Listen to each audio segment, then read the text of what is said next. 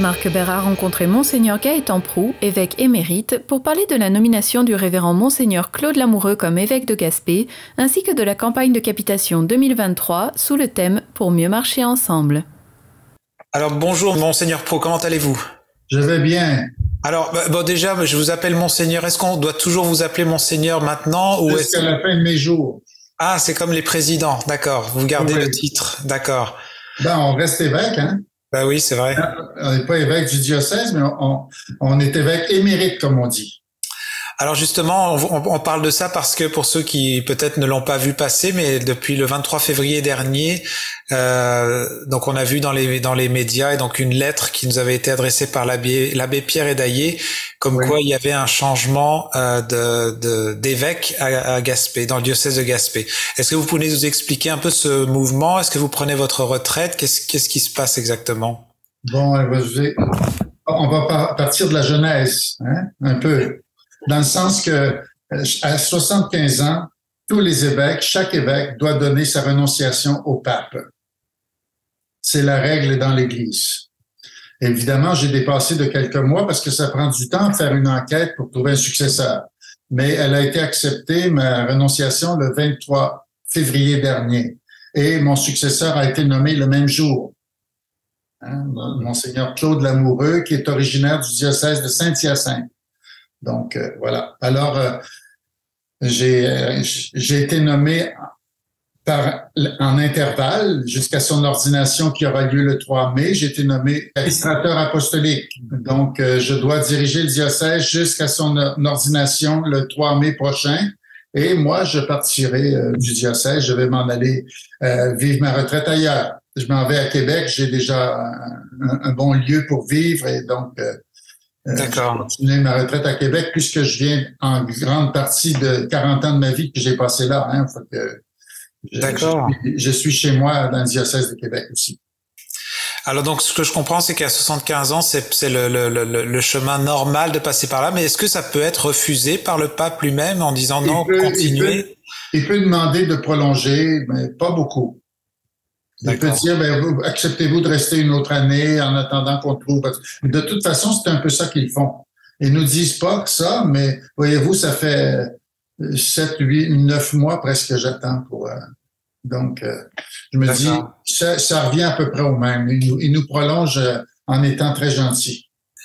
Alors, Monseigneur Claude Lamoureux, lui, il va venir, j'imagine que là, il vient de Saint-Hyacinthe. Est-ce qu'il va être amené, j'imagine, à déménager ou est-ce qu'il prend en charge différents secteurs? Non, il s'en vient à Gaspé, là. Il est en train de préparer ses appartements et tout ça. Et non, il s'en vient pour résider ici à plein temps, là. Comme moi, je l'ai fait. Je suis parti de Québec pour venir ici. Alors, non, moi, je vais partir. Lui, il prend le relais puis il continue. Il n'est plus prêtre de Saint-Hyacinthe. Il est l'évêque de Gaspé, évêque élu de Gaspé. D'accord. Donc, il n'est plus prêtre du diocèse de Saint-Hyacinthe. Il n'appartient plus à ce diocèse-là, sauf par son origine, puis par affection, puis tout ça. Hein? Bon. Comment est-ce que vous pourriez nous rappeler le nombre d'années que vous êtes, dans le fond, évêque élu à Gaspé? Je suis ici depuis le 16 septembre 2016, donc presque, non, je dirais 6 ans et demi. D'accord. Hein? Est-ce que je sais qu'on pourrait en faire une entrevue, mais ça serait l'idée de faire une entrevue un peu plus de fond là-dessus. Mais si vous deviez nommer une chose que vous voudriez partager dans votre expérience de votre temps à Gaspé, qui a été comme un coup de cœur ou quelque chose de plus difficile ou quelque chose que vous allez laisser derrière. Je sais que vous avez vécu beaucoup de choses, mais si vous en aviez un à choisir, qu'est-ce que vous diriez? Ben moi, je devais commencer par dire que le jour où le nonce apostolique m'a téléphoné pour me dire que le pape avait accepté ma renonciation et qu'il avait nommé un nouvel évêque, j'ai eu un petit coup de cœur, un petit pincement, là. Vous comprenez? Dans le sens que, veut pas, on s'attache, hein? Et je me suis attaché beaucoup à ce diocèse et à la Gaspésie, parce que c'est un milieu de vie vraiment extraordinaire. Et moi, je l'ai vécu comme un plus dans ma vie, hein? Pas le contraire. J'ai vécu des choses aussi, une église qui est en train de changer. C'est ça qui change fondamentalement. Hein? Vous savez qu'il reste un seul prêtre mandaté dans le diocèse qui est originaire de la Gaspésie. Il y a encore des prêtres anciens, plus âgés, mais ceux qui sont en ministère actif, il y en a un seul actuellement ici.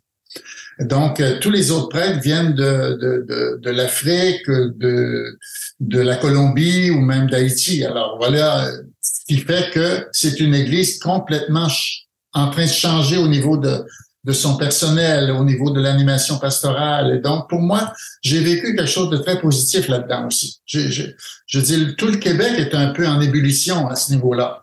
Hein? On n'est pas le seul diocèse mais mettons que je dirais qu'ici, on est allé de l'avant assez rapidement, dans le fond. Mon prédécesseur avait commencé, j'ai poursuivi ce qu'il avait entrepris.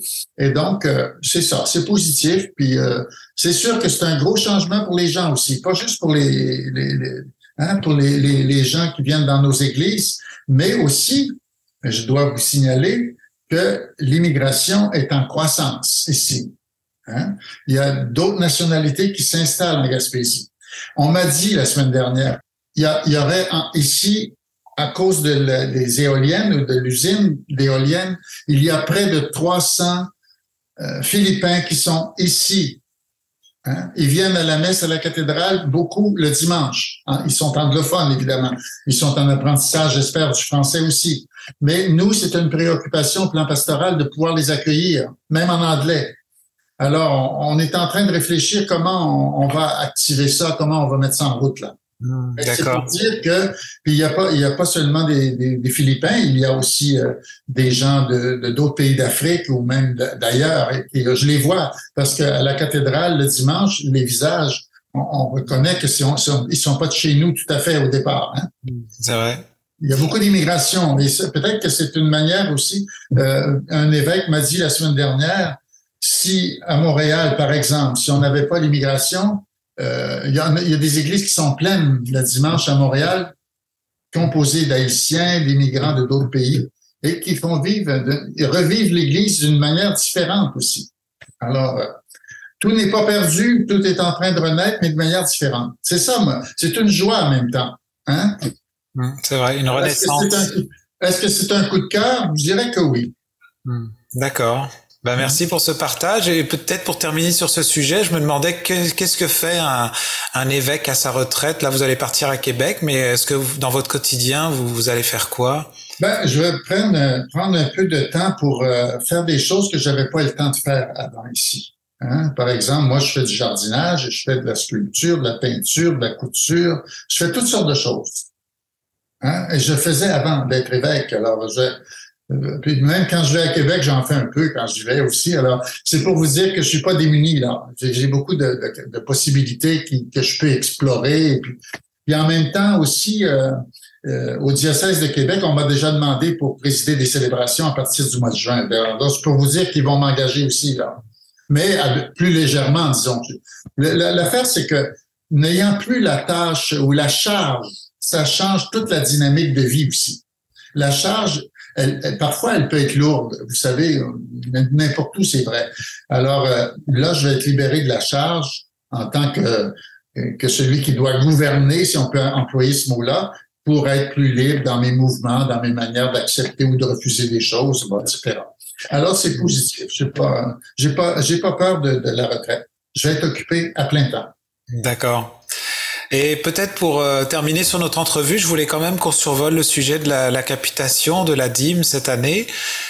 Comme à chaque année, dans le fond, je sais qu'il y a un appel qui a été fait. Si vous deviez faire cet appel-là en vidéo, qu'est-ce que vous diriez pour justement... Je dirais qu'on est au 3e mois de l'année déjà. C'est déjà commencé la démarche de capitation dans le diocèse. C'est déjà paru dans un journal ou l'autre et même en Radio Gaspésie où je suis allé aussi. C'est déjà annoncé depuis quelque temps, mais on est au 3e mois et on profite de l'antenne que vous nous donnez pour refaire un peu le message, pour dire aux gens qu'on a besoin de leur soutien si on veut que l'Église ici continue d'être vivante et qu'elle porte des fruits. Il faut que financièrement aussi, on puisse être soutenu. Et les paroisses ont besoin du soutien des paroissiens et paroissiennes. Ils ont besoin financièrement. Et le thème de cette campagne, elle vient je dirais qu'elle vient de la visite du pape à Québec au mois de juillet dernier. Pour mieux marcher ensemble. C'était le but avec les Amérindiens, c'est encore vrai aujourd'hui, et pour mieux marcher ensemble aussi en Église, dans le sens que ce choix-là de marcher ensemble, c'est une solidarité qui doit exister entre nous. Et donc, entre chrétiens et entre paroissiens et paroissiennes, se donner des ressorts ensemble, se donner des ressources ensemble. Et donc, c'est dans ce sens-là que la campagne de financement de capitation est importante pour faire en sorte que l'Église continue d'être vivante et qu'on puisse arriver à soutenir des projets pastoraux, etc. Alors, c'est un peu tout ça sur lequel j'insiste et j'invite les gens à être généreux parce que c'est la générosité qui va faire en sorte que toute la suite va fonctionner. D'accord. En tout cas, je vous remercie pour votre temps et puis je vous souhaite bon vent quand vous allez repartir. Mais j'imagine que la transition se fait au mois de mai. Vous serez toujours là. Oui, je suis là jusque vers le 5 mai. Le 3 mai, c'est la célébration à 14h à la cathédrale de Gaspé. Il va y avoir beaucoup d'évêques, il va y avoir beaucoup de monde, on l'espère aussi, du diocèse. Les invitations sont pas encore parties, mais elles vont bientôt être acheminées et donc elles seront connues. Puis on invite beaucoup les gens à venir soutenir leur nouvel évêque. Merci beaucoup, Monseigneur. Merci à vous aussi. Revoyez tous nos reportages sur notre site Internet. Venez visiter la boutique Ariane Turbide et découvrez un univers de cadeaux à offrir à l'être cher. Notre grande gamme de choix de bijoux pour aller lui vous permettra à coup sûr de personnaliser chacun de vos cadeaux. Bijoux en or, en argent, montres et accessoires de toutes sortes et des cadeaux pour les jeunes et moins jeunes. Venez découvrir nos exclusivités en boutique. L'équipe de la boutique Ariane Turbide se fera un grand plaisir de vous servir et vous conseiller judicieusement.